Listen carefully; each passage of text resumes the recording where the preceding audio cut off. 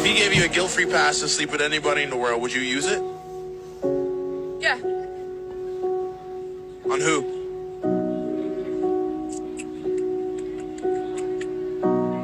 Zac Efron, Josh Bowman, some celebrity, hot celebrity. You turn that down? Mm-mm. Couldn't do it. All right, what if it was all the way around? I know what I'm worth. One night with one celebrity doesn't change who I am. So you wouldn't use it? Even There's if I no gave point. it to you? No. Because it sounds like a trap. If your significant other is willing to give you one night. You can see it in this man's face, the level of disappointment that he has in his lady's answer. But even through that silent hurt, he gives an authentic answer instead of one that he thinks will also hurt her. So it is clear that this is a good man and he 100% deserves better. Married for 10 years. I got married young. I was 21, barely, like 3 days, 21. I left the good guy. He looks at and is like, that's a dad. That's a husband. That's how it's supposed to be. He did the dishes. He cleaned the house. He took the kids to school. He worked all day. He made good money. He supported us. Why'd you get divorced? He's not confident enough for me. He wasn't confident enough for you? What the does that mean? Who's your ideal man? If you could be with any man in the world, who'd it be? I haven't found him yet. You haven't found him yet? Damn, you're so confident. You need a man on Pluto or something. Trust me, when it gets to the point where you're like, oh, sugar, I've actually lost a good guy here, then they hit. Then that's when it hits. That's when it hits. Let me tell y'all something, sis. Stop breaking up with your man. If you're married, stop threatening that man with a divorce. Every time he do something so small. One time, a guy had told me that he was still in love with his ex. And I carried on dating him. Listen, don't even look at me like that. We have all been young, dumb, and delusional over a man before, so I don't want to hear it. In my defense, though, I went on this long cleanup campaign afterwards, trying to get me back and tell me it was a mistake. I mean, he was lying, so, you know, it's still bad, but I was tricked. I'm a victim of fraud, if anything. Also, we're all friends here, so let's talk. When I was in uni, this one guy used to only ever message me or pay me any attention if I posted an Instagram story. So I used to block all my followers except him off my story, and I would post things just for him to see. These young women personalities are so unbearable. It's like they stay acting like a teenage 14-year-old girl their entire lives. Just for him to see. Yeah, I did. Just hoping that he'd see it and DM me so we could have a conversation. So one time, I was supposed to be going on a date with this guy. The day comes around, he doesn't confirm, he doesn't text me. So even though I hadn't heard from him, still got up, got ready, outfit, hair, full beat, sat by my front door like a lunatic, waiting for him to text me back so I could set off. And he never did. No, actually, I lied. He did text me maybe an hour after we were already supposed to be at the restaurant, telling me that he wasn't gonna make it. Some of you men are wicked, you know. Why would you even do that to someone? When the day of judgment comes, I don't know how some of you men are going to answer for yourselves. So I was on a date once. I'll tell the full version of the story another time, but basically the guy made an excuse to leave the bar we were at and told me he was going to be right back. Let's just say 4 hours went by.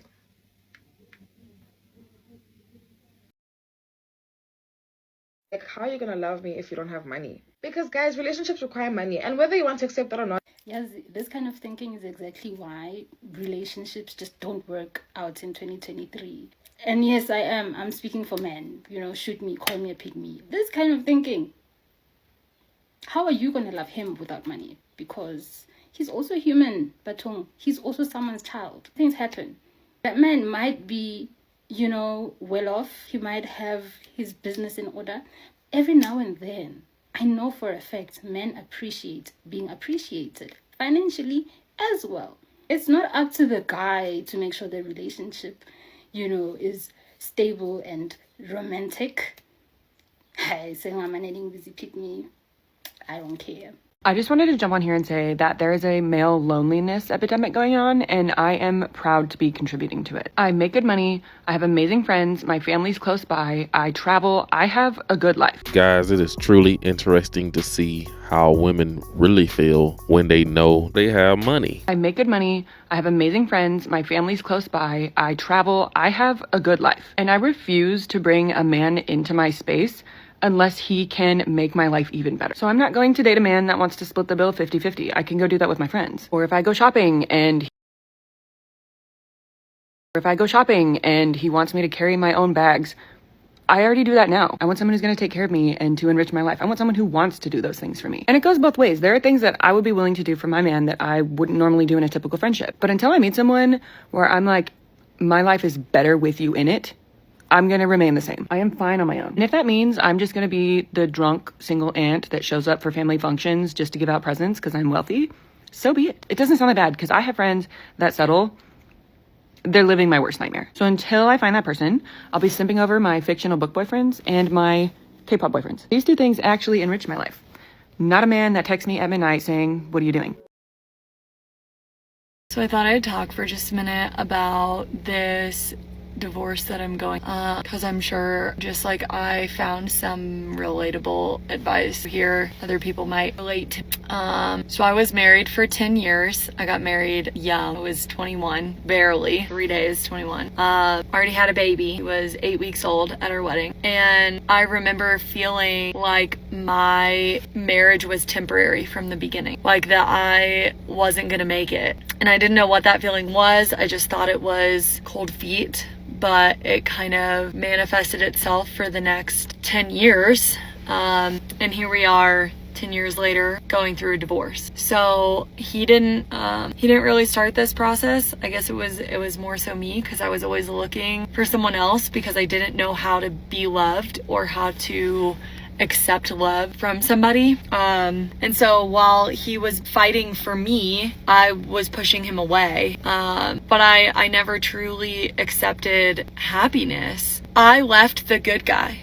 I left the guy that everybody looks at and is like, that's a dad, that's a husband, that's how it's supposed to be. He did the dishes, he cleaned the house, he took the kids to school, he worked all day, he made good money, he supported us. I mean, yeah, we had our problems, but he was the good guy. I left the good guy. So I posted this video about how I found out that this guy didn't really like me, and so many people were in the comments like, oh my gosh, how could he not like you? You're so beautiful. I appreciate it. Thank you. You all are so sweet. I really, really, really do appreciate it. However, I just want to remind y'all, if a man doesn't like you, that has nothing to do with you. Yes, you might like have an ugly personality or something. Huh? If a man doesn't like you, that has nothing to do with you. Yes, you might like have an ugly personality or something, but as long as you know that you're doing your inner healing, your work on yourself to make sure you have a good heart and a good soul and you're beautiful on the inside and out, then you need to stand on your stuff, okay? Don't attach your self-worth, your physical beauty to if a man likes you or not. And I'm coming from a place where I've been there, done that. Now check this out right here, guys. This lady here has a huge following on social media. I guess she's a creator slash comedian, and she's now online crying, talking about the fact that she can't get a man, and most importantly, keep one in her late 20s. Oh, guys, very different post for me, but I'm going through it. I am going through it. Why is dating in your late 20s the fucking Wild West, bruv? It's so hard. Half my mates are getting engaged. Half of them are at bottomless brunch. Like, what? Where are you meant to be? And that's the thing. That's the thing. You're not even meant to be anywhere. You're meant to be doing what's right for you. Everybody's journey is their own. Blah, blah. But, like, it's just so hard to navigate.